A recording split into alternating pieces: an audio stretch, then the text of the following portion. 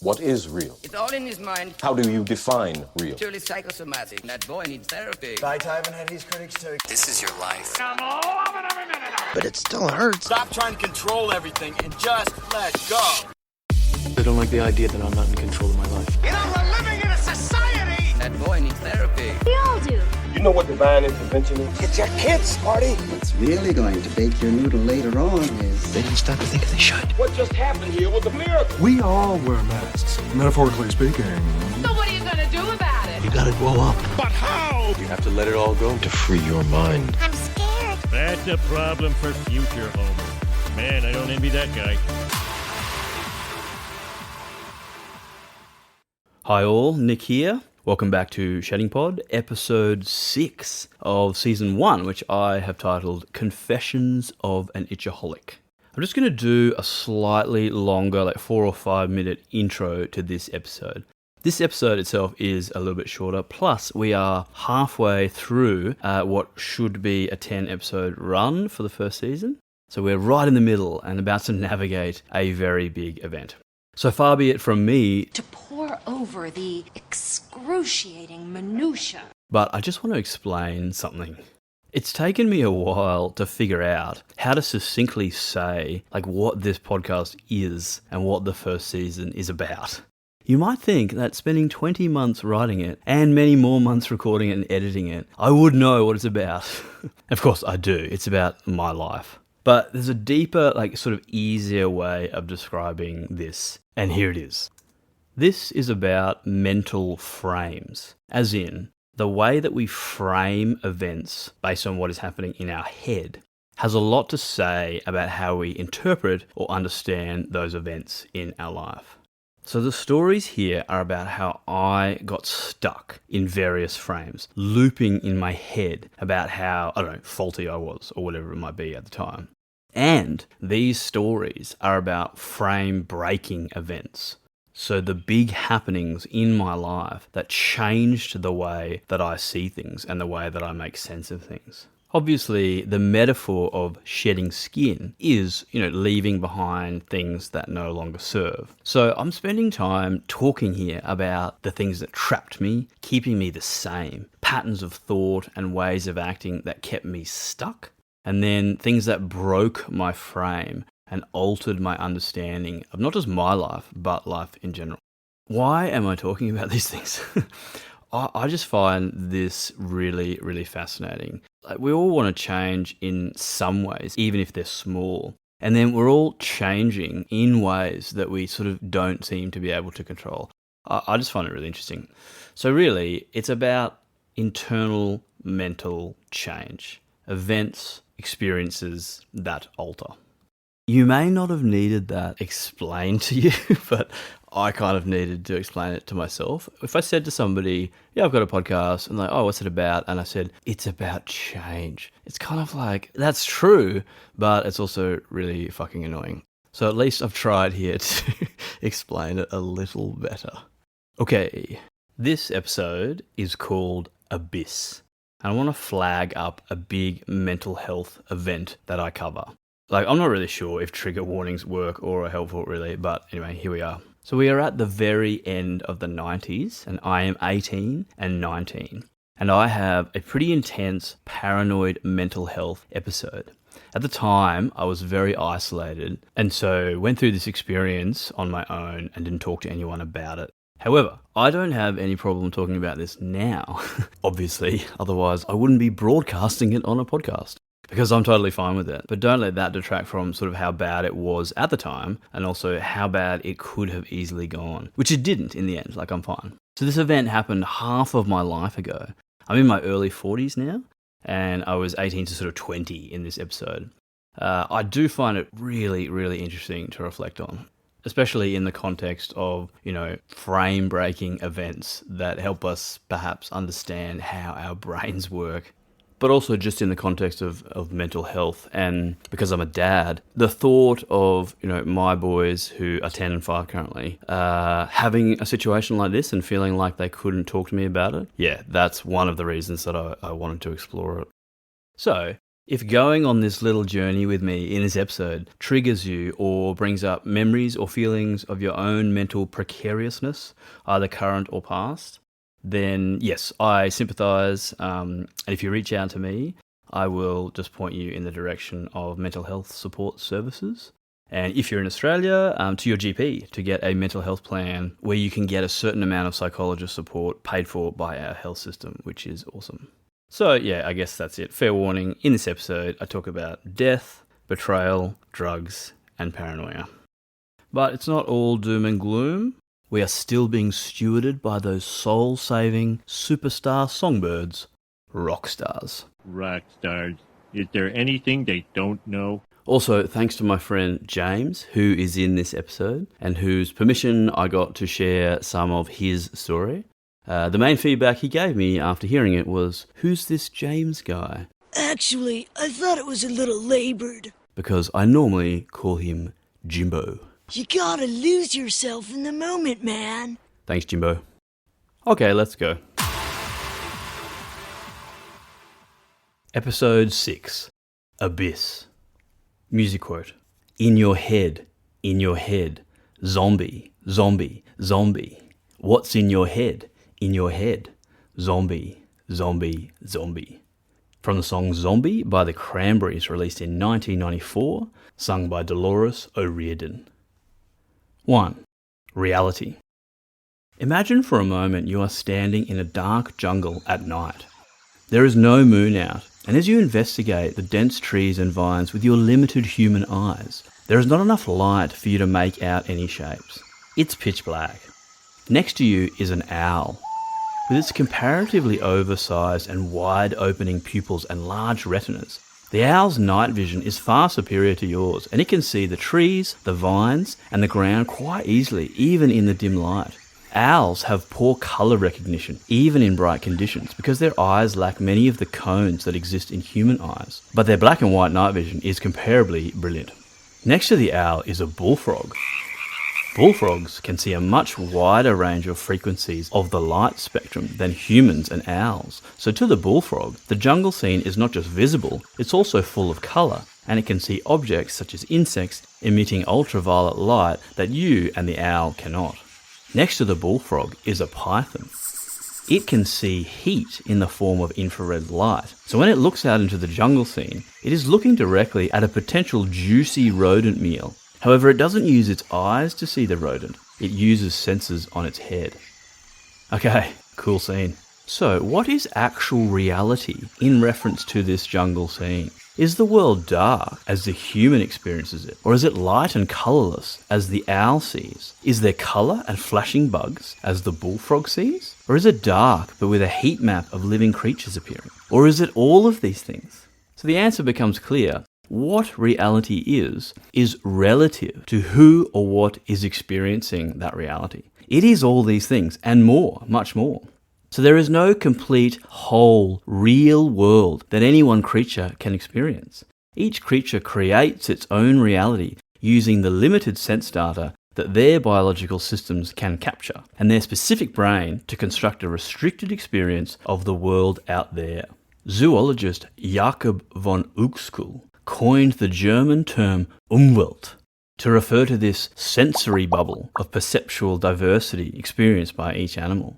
Neuroscientist Anil Seth, who we met in a previous episode, he calls our experience of reality a, quote, controlled hallucination, end quote, in that our senses don't give us direct access to an objective reality, but that our, quote, perceptual experiences of the world are internal constructions shaped by the idiosyncrasies of our personal biology and history, end quote. The human brain and the external world co-create our version of reality. We only get a slice of the available information, the brain acting as a sort of restricting valve, Aldous Huxley again, so that we can attempt to understand, process, and exist in a complex and overwhelming world. Author and psychiatrist Ian McGilchrist rubbishes the, quote, naive realist view of scientific materialism, end quote, that there is, quote, just a world out there, unaltered by our experience of it, like so many Geiger counters or photosensitive plates that we can do no more than register, end quote. Okay, so that's how we process physical reality, I hear you say. What about mental or emotional reality? Does each human have their own unique Umwelt they process the social world through? Is our unique mental state involved in shaping how we experience reality? As already mentioned, I'm no psychologist. But of course it does. Does an angry person see things to be upset at in the world? Does a paranoid person see things to fear in the world? Does a shy person see things that will cause them to feel conspicuous or embarrassed? We can boil this down to, you don't see the world as it is, you see the world as you are. Your brain has created a map to navigate the world, but the map isn't reality. It's a heuristic, a mere representation of reality. And of course, all this relates back to my ramblings about the veneer from the previous episode. As Lawrence Fishburne playing Morpheus in the 1999 film The Matrix asks and answers, what is real? How do you define real? If you're talking about what you can feel, What you can smell. what you can taste and see, then real is simply Electrical signals interpreted by your brain. The Matrix was basically my generation's allegory of Plato's cave. Two stories that explore that what you can see and experience isn't everything, that there is more hidden. This isn't real. Okay, all of this talk of reality and how we experience it will make sense once you get to the end of this episode, I promise. 2. Young adult. So back to me. I started my journey into early adulthood on my first year out of high school by unceremoniously crashing my car, the Nissan Datsun Bluebird station wagon I bought from my mum for the princely sum of $2,700, before quickly dropping out of university and settling on the primary life goals of smoking weed and playing video games. Awaiting orders. The removal of the structure of the school year, a structure that I despised, was a disaster for me and my physical health, and this contributed to a reciprocal closing of my mind. The reality that I was experiencing began slowly closing in on me, and the more it did that, the more it did that. My sister had moved to Sydney with her new boyfriend, leaving me as the sole focus of generational disappointment in our household, a role I inhabited with aplomb by staying up late, sleeping in, seeking out hedonistic pleasure, like watching late-night SBS movies, getting drunk and avoiding responsibility. I regularly began drinking alcohol alone in my room, just enough to fall asleep, not enough to destroy me the following day. A difficult balance to find. It should be no surprise that this was a period of my life when my skin was at its absolute worst. It was torn, red and angry all over my arms and legs, fingers, neck, scalp and face, constantly erupting and disrupting. I was dehydrated, exhausted, my stomach lining was a mess. I looked like a zombie from Evil Dead 3. All right, you primitive screwheads. This is my boomstick. The pain of simple tasks, like taking a shower in the morning then moisturising my dry skin, was overwhelming. I would get overheated and need to sit for an hour to wait for the inflamed skin to settle before my body had enough energy to move into the day. Sweating my way through the hot Queensland nights with scarred skin that couldn't breathe was not helped by the alcohol and staying up late. Also, I was spending hours a day obsessing over my skin and my broken body. I wasn't sleeping and I could barely function. Whatever the world had to offer, whatever was objectively or subjectively true about the magical nature of being alive on this planet for the brief period that any one human gets, and all the potential joy and wonder that could involve, I only had the mental scape and cognitive rigidity to experience it through my pain and suffering, cloaked in it, literally surrounded by it. I struggled to exist in the present moment and be present, so I would cast my mind away from this moment, looking to the past or the future to alleviate the pressure occurring right now. There was always a past that wasn't as bad as this moment, and always a fantastical future me where I didn't have to deal with any problems. It was really impossible not to fantasize about a version of myself that was free of this suffering. This fantasy version was a cerebral concoction that existed solely in my mental scape. A simulated future person that didn't have eczema or asthma or allergies and sicknesses, and so could fully enjoy his life. He was an idealized version of my potential, All the good things about me minus all the bad things. I was attempting to will him into being. For example, every time I blew out candles on a birthday cake for my whole childhood, I would think, I wish I didn't have eczema. And the next thought would be, don't tell anyone what you wish for or else it won't come true. This fantasy was something to strive for, the wellness that I was told was possible and had to work towards attaining, if only I made the correct decisions about how to medicate and treat and care for myself. The problem was, this person didn't exist. He never would. The real me was living in upheaval and regularly making terrible decisions that only made my health worse. What began as an ideal to reach, a goal of a well life used to motivate and inspire, ended up a ghost haunting my thoughts. Repeatedly, I would catch myself wishing I was different while still being stuck in the same place over and over again, wondering how I would be, who I would be, if I wasn't constantly impeded and restricted and impaired. So as I stared out into the dark jungle of my experience of reality, all I could see was what my limited frame and limited brain could translate and reflect to me, that I was a lonely creature in a confusing world. I was soon to have 3 events occur that would shape my young adulthood and the direction of my life. Music quote, "Welcome to the jungle. Watch it bring you to your shananana knees." From the song Welcome to the Jungle by Guns N' Roses, released in 1987 and sung by Axl Rose. 3. Brains. The first thing that happened was one of my best friends, James, nearly died right in front of me. We were at my house. My parents were away camping once again, sitting on our back deck having a few beers. Scratch that, I was swilling incredibly cheap and nasty bourbon.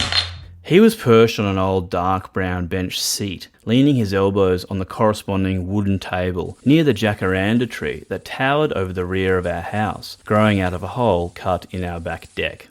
Having a swig of his beer, James made a soft noise, and lowered his head into his hands. "I just got a headache," he said. I looked over dismissively. "Yeah, I've got a bit of a headache too," swigging my disgusting concoction. James, "Nah, I've never had a headache before in my life."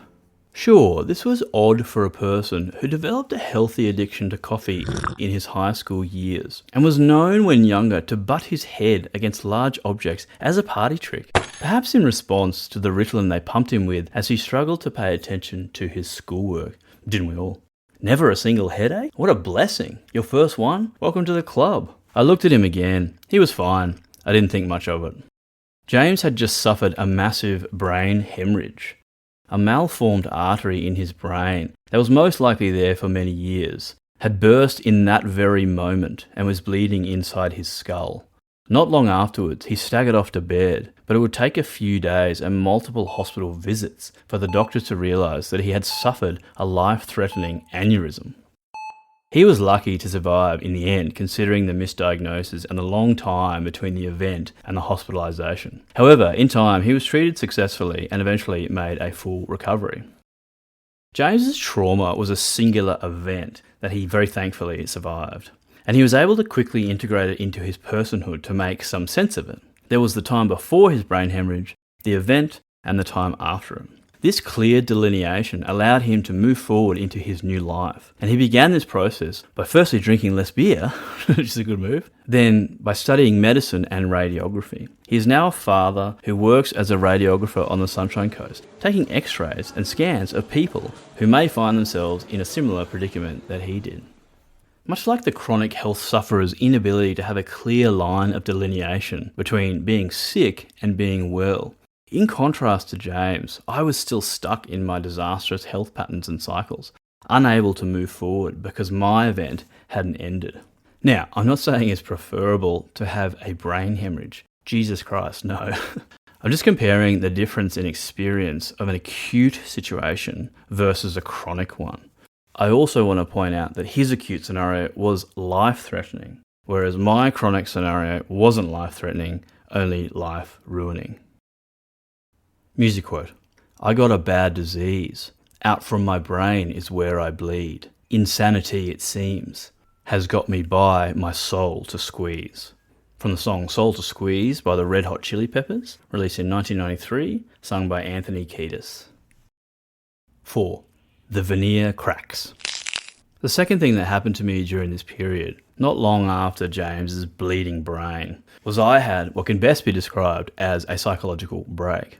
I was spending a lot of time with some guys I went to primary school with who lived in my neighbourhood. We would drink beer and smoke weed a couple of times a week, play video games, listen to music, and just generally wallow as discontented and demotivated youth with few perceived prospects. These particular gentlemen also took to the habit of injecting methamphetamines, aka speed, into their veins a few times a week or whenever they could afford it. I retained enough sense somewhere in my confused brain space to not follow their lead and ever do this myself, despite the practice becoming normalised by its frequency. Over the months, these young men began to be all consumed by their pursuit of the next high. There were always schemes to rustle up more money, which often involved visits to cash converters to hock sellable items. Always plans to score more drugs, and always the need for another chemist visit to pick up a sharps kit. Terry White chemists, a lot more than you'd expect. They began to interact with each other in a progressively strained way, with increased suspicion and oftentimes aggression, as their dependencies began to tighten around them like a reticulated python, squeezing them of their sovereignty and agency. I realised that the only few good moments between us were directly after they found relief in the form of drugs, that the drugs were needed to return to a sense of normal. But once the high dissipated, the stress and anger and confusion would slowly seep back in. I wasn't any better. Wanting to continue escaping my predicament with alcohol and weed, I was a slave to these high moments as much as they were. These sorts of friendships, ones built around drug taking, are often codependent. You need these people to meet your requirements of getting high. But like all codependent relationships, whether friendships or marriages, a sense of frustration and feeling stifled eventually emerges. One evening, I had an interaction with two of them at my house when my parents were interstate, where I became suddenly shocked to discover these two gentlemen, my so-called friends, were not as convivial towards me as I had previously understood. In fact, they had decided they very much disliked me and had designs to betray me, for reasons that I still don't quite comprehend, but most likely something that happens frequently when drug-fucked people hang out too much. They in fact covertly and unironically drugged me, most likely as a prank, but probably in order to express their hatred for me and to ensure that I had a disturbing and perhaps paranoid experience. This will feel a little weird. Well, they got their wish. When friendships end, it can often be a long, slow, fading good night, where each party gently goes their separate ways along different paths, close mateship petering out over time like the fading of exterior paint. Sometimes they collapse in a moment and meet a precipitous and shocking end, like a house fire, a moment of clarity that reveals there is nothing in the relationship to maintain it, and it instantly implodes, flame blasted to oblivion. Not only did my relationship with both of them end that evening, I never saw either of them again in my whole life. But becoming abruptly untethered from these friendships, however tenuous they turned out to be, coupled with my unconsenting brain's reaction to smoking weed that was laced with meth, or whatever the hell it was, set off a reaction inside my mind that would lead me to the edge of understanding the way my brain worked. I experienced a prolonged state of deep paranoia. The parts of me that I so meticulously kept separate for the entirety of my school years, remember the happy, normal, funny Nick and the broken, obsessive, sick Nick, brutally collided and merged to form some sort of superorganism, a confused golem forged in a violent mashing of the yin and yang and a collision of the dark and light. It was as if I suffered my own metaphysical brain hemorrhage. The paranoia felt like this. Everything that was happening that I could sense was construed by my mind as a reflection of my conspicuousness and the feeling that I was a deeply flawed, hateable human. I felt as if suddenly the entire world knew of me, knew of my broken life, and of the truth of my obsession with my skin. In public places, I would notice people look at me, and in my mind, I could sense a feeling of recognition, that I was known by them to be this crazy aberration of a person who couldn't function normally and whose life was spiraling, and that they were laughing at me. The perception that people knew me was transferred to every single person I saw or interacted with without exception, even people on TV or in movies. This was a deep paranoid episode that lasted months.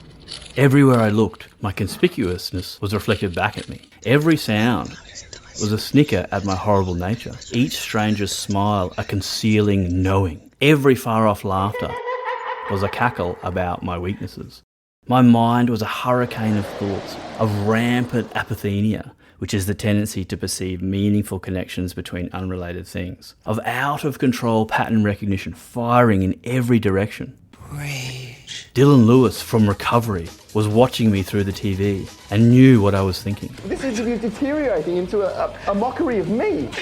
Nothing that I could experience was not part of this plot, because it was a plot created by the very mind that was the arbiter of my experience. There was a deep, all-consuming suspicion that my life was being recorded by hidden cameras and broadcast to all corners of the globe, Truman Show style. What the hell are you talking about? Who are you talking to? To the glee and delight of the voyeurs who enjoyed watching and laughing at my suffering.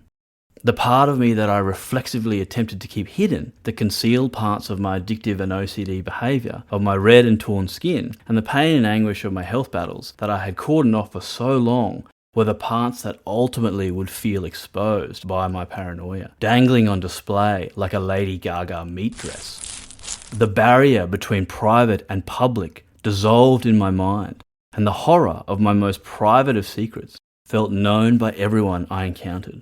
The privacy of my room became the world. The local became global. I could be seen by all. My mind was asking and answering for me the following question. What are people thinking of me now that they know the truth about me? The answer my mind gave back was not pleasant. The real truth, of course, was I was an unwell and addicted person with a confusing chronic health condition who was using paranoia-inducing drugs as an escape from his physical situation, and who had also just gone through a big life change, finishing high school and being thrown out into the jungle of the big wide world after so many years of curated and organised structure. Not to mention nearly losing a friend to a medical emergency and losing 2 more to addiction and the cruelty it evokes. I felt singularly alone in the world during these months. Nobody likes you. I couldn't trust anyone. You don't have any friends. This deep fear of being seen, being noticed, my bare Achilles heel, was exposed and being fired on by arrows from all around. After months of living inside the pressure cooker of my mind, finally, a crack in the facade of the all-encompassing feeling of conspicuousness appeared. A part of me, however small, was able to reason that there seemed to be a mismatch between the prosaic nature of my actual life, i.e., I barely left the house and I wasn't doing anything even remotely interesting, and the rampant enjoyment my paranoid mind was telling me others were getting by constantly surveilling and mocking me. Why do you think that Truman has never come close to discovering the true nature of his world? The very fact that my brain was still able to compute some form of logic during this mental turbulence is fascinating. We accept the reality of the world with which we're presented. Like a kernel of truth emerging through the hurricane of paranoid thoughts. My previously prized rationality coldly surveying the facts to reveal my paranoia as the delusion that it was. I know you better than you know yourself. Also, everyone was in on this? Even actors on TV knew about me? Quite suspicious. Another part of me reasoned I might have to embrace the absurdity of it all, that on some level I had to accept the however unlikely possibility that my worst fears were true, that I was being watched by everyone. Truman, where are we going? I don't really know. Guess I'm being spontaneous. Once I did that, I kind of had to embrace myself under their watchful and judgmental all-seeing eyes. Perhaps this is the first tentative steps towards self-acceptance. Perhaps this is how some people see an omnipotent God. It was a reckoning with a part of me that I had always looked to conceal and to hide, even from myself, but I could hide no longer. There was a slimmer of power in this sensation. Ha! I'm still alive and you can watch me all you want. I asked myself, was I really that much of a fuck-up? Was my every action worthy of mocking? Perhaps if people had nothing better to do than to log into the 24/7 video stream of my life and gawk at me for hours, Big Brother style, then that made them as stupid and ridiculous as me. Another rational question landed in my head. How did they get such high quality video streams of me anyway? Our home internet could barely keep up with me downloading small JPEGs of penthouse pets, let alone stream my misery to the world, live and in HD. I began to realise that perhaps the entire world was not about me. I mean, how self-focused can you be? Well, paranoia is the ultimate self-focus. Everything is about you. Every sensory input runs down the same pathways in your mind, enacting the same patterns and the same reaction. Luckily, I thought, you appear to not be that interesting. What a relief. And finally, a use for those nihilistic propositions that your life isn't special and you are merely one of billions and billions of people trying to make sense of a complex world. Thank God I'm a useless pustule on the arse of the world and its myriad citizens could care less about a boy man living with his parents who had a skin disease that made him feel conspicuous and vile. It's clear to me now that the unrealistic and uber judgment of those imagined watchers was really, in some way, my own judgment of myself, my life, and in part, my decisions. There were things about me that I needed to face, my obsessions and my tendency to conceal, but I was, unironically, hiding from them, trapped in the cage my mind had built, a long way from being able to make sense of them, because their cause was still running roughshod over my body each day. The experience of paranoia is fascinating to reflect on. Everything outside, It's all an illusion. even completely irrelevant things, are taken inside as important When we have control. and erroneously labelled as having meaning. You never had control. That's the illusion. Every sensory input into the mind reaffirms the original malformed view of the sense of self, because the mind is the filter that shapes or warps every perception, co-creating the conspiratorial reality, the ultimate controlling Umwelt. Professor Michael Barkin lays out the 3 laws of conspiracy thinking as so, quote, "Nothing is as it seems, nothing happens by accident, everything is connected," end quote. My paranoia was the ultimate conspiracy, visited on the very mind that concocted the conspiracy, mine. As an adult, I've noticed there are many people who live their lives a bit like this.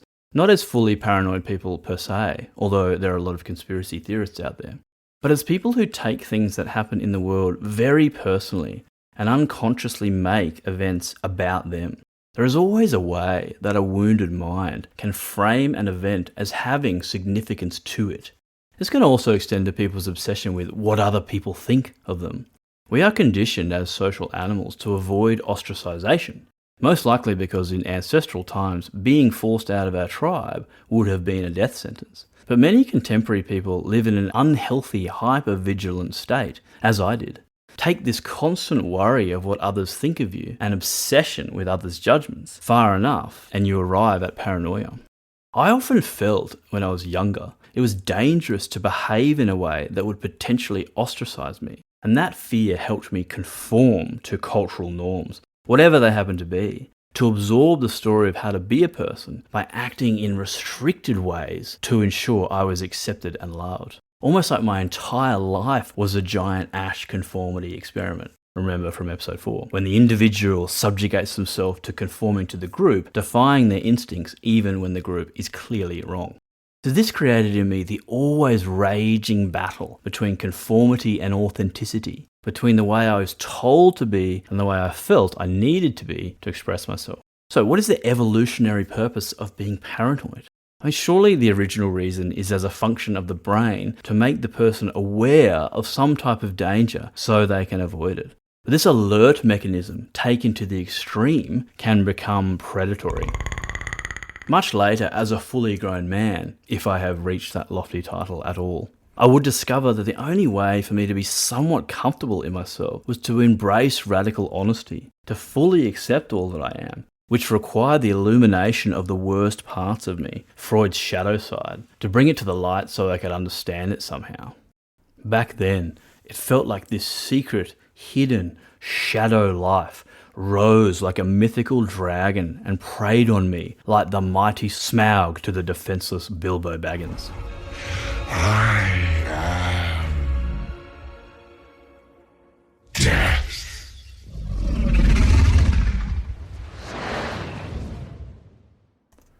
So soon after these events, my parents approached me and said they were selling our house, my home for the all-important second decade of my life, and we were moving out to a more rural setting in Brisbane.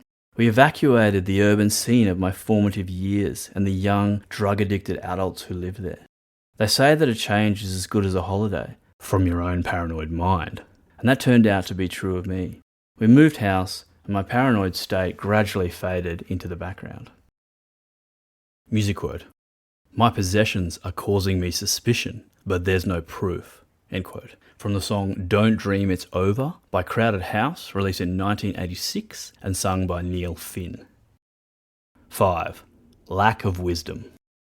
Piecing myself back together somewhat, I struggled with the burdens that needed to be shouldered in my newfound and reluctant young adulthood. I searched for wisdom, but at the time, said wisdom was perfectly distilled and satirised by George Thorogood, who sang, quote, get a haircut and get a real job. Clean your act up and don't be a slob. Get it together like your big brother Bob. Why don't you get a haircut and get a real job? End quote. When you finish high school, the prevailing wisdom of the time seemed to suggest, you are supposed to do one of two things. 1. Keep studying, which will eventually lead you to a job, or gasp, even a career. Or 2. Simply get a job now and begin paying your way. Everything else is downstream from that. A person who cannot pay their own way is framed as a stain on our capitalistic society. For me, one very important thing was upstream from being able to hold a job, and that was surviving daily in my body. I wasn't the only one struggling to shoulder the burdens of newly acquired young adulthood. One night I was sitting watching TV and I saw Steve, the guy I went to high school with who had eczema, on the nightly news. He had jumped the fence at Ballymore during a rugby union match between the Queensland Reds and the Durban Sharks, ran onto the field and at full speed crash-tackled the South African fullback from behind. The player's head snapped back from the force of the surprise hit, and when Steve got up and ran away to escape, he was grabbed and held by a member of the crowd until he was taken away by the authorities. After showing a clip of the pitch invasion, the news coverage cut to the front entrance of a courthouse in Brisbane, and out walked Steve to a small scrum, pun intended, of reporters. The first one to speak asked him, "So do you even like rugby?" Steve stopped. He looked at the reporters and the cameras, and from somewhere deep inside his nervous system, he got the signal that words would be of no help here, that his intoxicated actions on that fateful day couldn't easily be justified, and that it would be of no benefit to anyone if they were illuminated as to whether he did or did not like rugby. Anxiety washed over his face, so he turned around and ran off, his freshly bought necktie flapping in the breeze. The cameras rolled and the news segment rounded out with Steve in full escape mode, hightailing down the city footpath in the sparkling Queensland sun. I've lost count of the number of times I've found myself in a situation when asked a question I wish I could, instead of answering, simply remove myself physically from the location by way of swift bipedalism. So I had much sympathy for Steve in that moment, not for his drunken antics, but his inability to respond to, in this case, unwanted attention. That flash of attention that I'd suddenly find upon myself, the gaze of consciousness of another person, perhaps the long tendrils of my paranoia, would course electricity through my body like the cold shock from a pool plunge in winter. I would then, like Steve, be expected to immediately and with ease represent myself in the world by way of speaking, and this task seemed harder than it should be. Use the oscillation of your throat to justify your existence, my mind would shout. Problem, other than being ill-equipped to justify anything of the sort, was I would regularly run out of breath. As an oxygen-breathing creature, it seemed important to be able to breathe oxygen. Yet I would often have trouble getting enough of this precious gaseous chemical element into my inflamed respiratory system at the same time as ensuring the vibrations that left my voice box could be deciphered.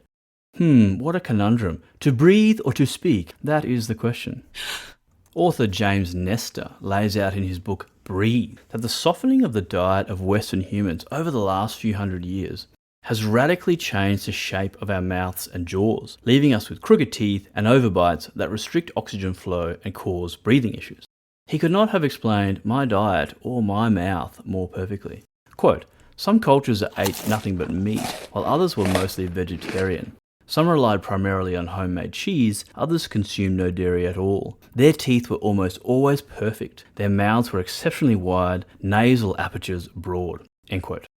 A future paleontologist showing my skull and jawbone to a class of students may note, quote, and here we have the skull of a man who lived at the turn of the millennium and subsisted on custard, gummy lollies, and fermented grains, which they called beer. All of these dietary decisions disrupted his endocrine system, rotted his teeth, and atrophied his jawline, resulting in sinus issues and respiratory problems, which in turn wreaked havoc on all areas of his health. This person would clearly have issues breathing and talking at the same time. You can see the metal rods they drilled into him in an attempt to correct for his incredibly poor lifestyle choices. It's not clear why this person made such tragic decisions, but it's a cautionary tale of the way our ancient ancestors forgot to honour our god Chewy, the deity of vigorous mastication. End quote.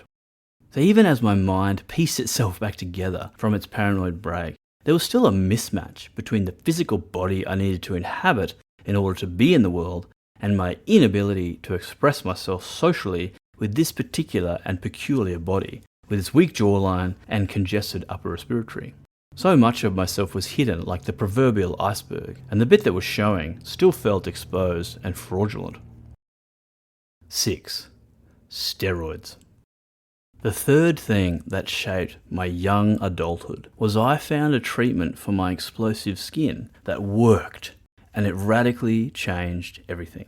This is when I got serious about trying to treat my inflamed body, because I realized that my quality of life was so poor that it was going to set the stage for my entire life if I didn't make some headway in my early 20s. My friends were at university, or dating, or keeping regular work hours, and I was a hot mess of red inflamed flesh on no sleep with low energy who was losing his mind in the constant cycle of anxiety and OCD. I tried Chinese medicine, homeopathy, light and UV treatment, cyclosporin, methotrexate, innumerable topical treatments, exclusion diets, special bathing techniques, temperature management, calamine lotion, pine tar lotion, honey fucking lotion, every fucking lotion.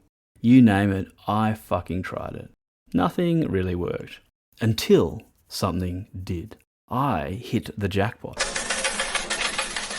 In a steroid called prednisone, the same drug they gave me when I was born. This medication changed everything. Thanks for listening. Next episode, I continue talking about drugs, but this time legal ones for a change. See you there, and look after yourselves.